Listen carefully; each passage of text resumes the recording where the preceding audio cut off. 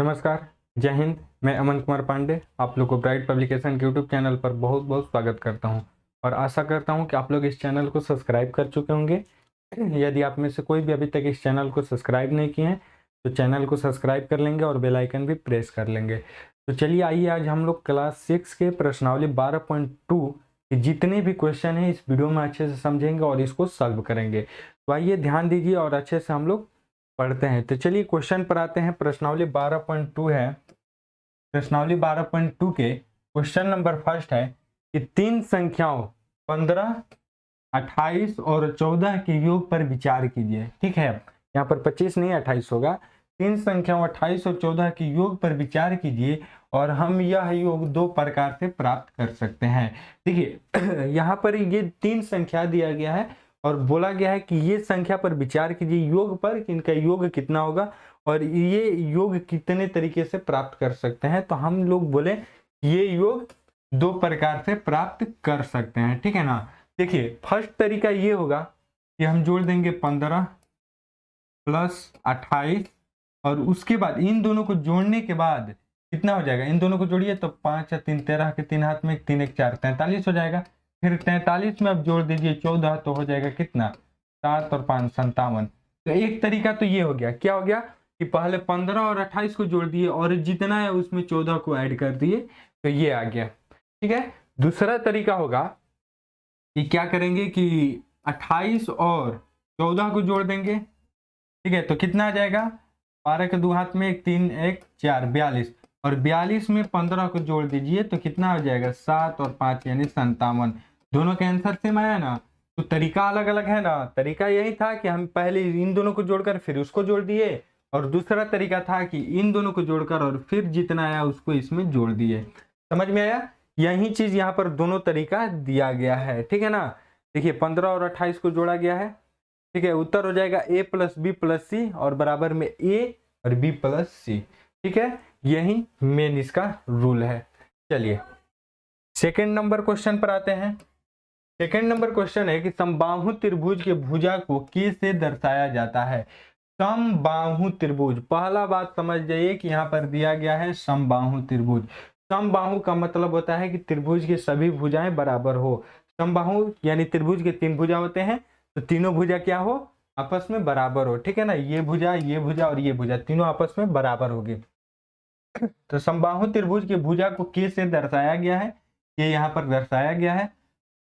तो इस समबाहु त्रिभुज के परिमाप को k का प्रयोग करते हुए व्यक्त कीजिए।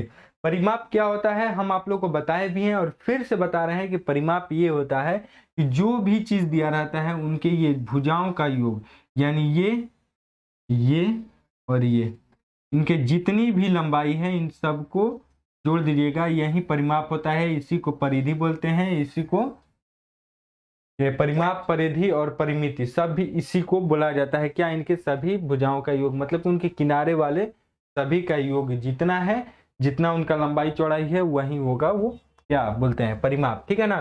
तो चलिए तो इनका परिमाप निकालेंगे तो तीनों भुजाओं का योग कर देंगे तो k प्लस के तो बराबर में कितना हो जाएगा 3k। तो ये आंसर हो जाएगा इनका परिमाप क्या 3k। देख लीजिए कि हम जानते हैं कि समबाहु त्रिभुज की तीनों भुजाओं से बनी समबाहु त्रिभुज की एक भुजा k है। ठीक है ना। तो समबाहु त्रिभुज की परिमाप बराबर भुजाओं की लंबाइयों का योग तो बराबर हो जाएगा k प्लस के यानी बराबर में 3k इसका आंसर आ जाएगा। ठीक है, समझ में आया। चलिए आगे बढ़ते हैं। 3 नंबर क्वेश्चन पर आते हैं। क्वेश्चन नंबर 3 है कि एक समषड्भुज, ठीक है, आकृति यहाँ पर 6 में दिया गया है। ये आकृति दिया गया है एक भुजा 2 3 4 5 6 भुजा वाले आकृति दी गई है कि एक भुजा को P से व्यक्त किया गया है। देखिए एक भुजा को P से व्यक्त किया गया और यहाँ पर देखिए कि पहले ही बोल दिया है कि समषड्भुज। तो सम मतलब क्या होगा बराबर, 6 भुजा आपस में बराबर है तो एक भुजा P है यानी सभी भुजा P है। ठीक है ना, समझ में आया कि नहीं। ये 2 मीटर होता तो ये भी 2 मीटर होता, ये भी 2 मीटर होता क्योंकि सभी भुजा आपस में बराबर है। P का प्रयोग करते हुए समषड्भुज के परिमाप को व्यक्त कीजिए। इनके परिमाप को क्या करना है कि व्यक्त कीजिए। तो संकेत एक समषड्भुज की सभी भुजाएं बराबर होती है और सभी कोण बराबर होते हैं, ये तो संकेत में दिया गया है, तो सभी सब भुजाएं बराबर है। इसको हम लोग लिख सकते हैं या तो 6 गुने भुजा, 6 गुने भुजा, समझ में आया कि नहीं। 6 गुना भुजा भी हो सकता है, या 6 प्लस 6 प्लस 6 प्लस 6 6 बार लिख सकते हैं। पी प्लस सी पी 6 बार लिख देंगे तो इसका परिमाप भी निकल जाएगा, यानी 6 गुने भुजा, तो भुजा पी है तो 6 गुने पी, तो इसका आंसर हो जाएगा कितना, 6 पी आ जाएगा। समझ में आया कि नहीं, क्योंकि आगे बनाया भी है। तो आइए देख लेते हैं।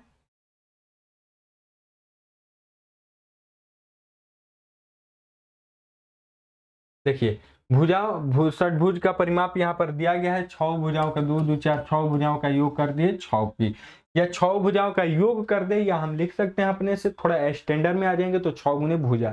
समझ में आया। चलिए 4 नंबर क्वेश्चन है कि घन एक त्रिविमीय आकृति में है, आकृति है जैसा कि आकृति 7 में दिखाया गया, 7 में दिखाया गया आकृति में इनके 6 फलक होते हैं और ये सभी सर्वसम वर्ग होते हैं। घन के एक किनारे की लंबाई l से दी जाती है, एक किनारे की लंबाई ये जो दिया गया है ये l से दी जाती है। तो घन के किनारों की कुल लंबाइयों की एक सूत्र ज्ञात कीजिए। तो घन के किनारे की कुल लंबाइयों के एक सूत्र ज्ञात कीजिए। तो घन की लंबाई कितने हैं, कितने हैं, 1 2 3 4 5 6 7 8 9 10 11 12 13 14 15 16 16 गो है, ठीक है ना, 16 गो है घन का, सभी भुजा 16 है। तो 16 भुजाओं की लंबाई ज्ञात करेंगे तो या तो 16 गुने भुजा कर देंगे या 16 बार सभी भुजाओं को गुना कर देंगे। तो एल भुजा है तो 16 गुना एल, तो बराबर में कितना हो जाएगा, 16 एल हो जाएगा, या 16 बार एल को जोड़ेंगे तो 16 एल ही आंसर आएगा। क्लियर है, समझ में आया। चलिए आगे बढ़ते हैं, 5 नंबर क्वेश्चन पर आते हैं।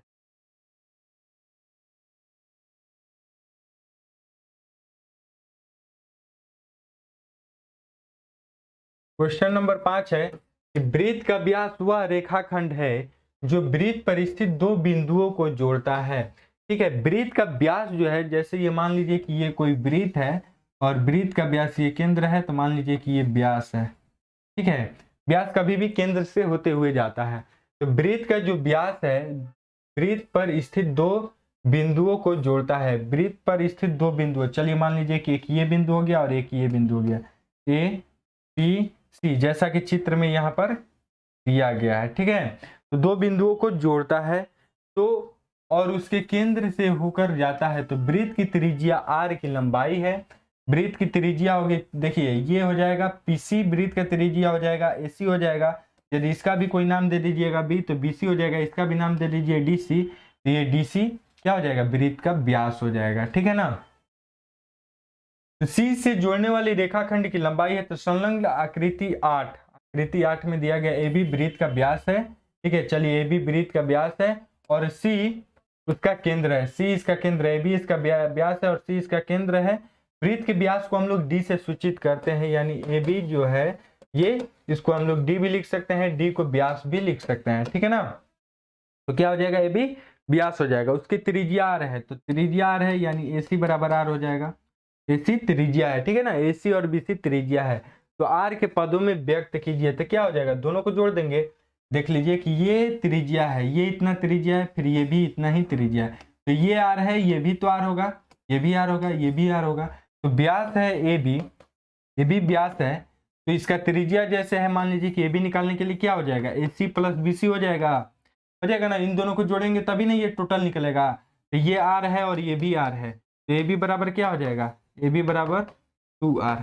समझ में आया कि नहीं, r प्लस आर यानी 2r हो जाएगा। क्लियर है, चलिए आगे बढ़ते हैं।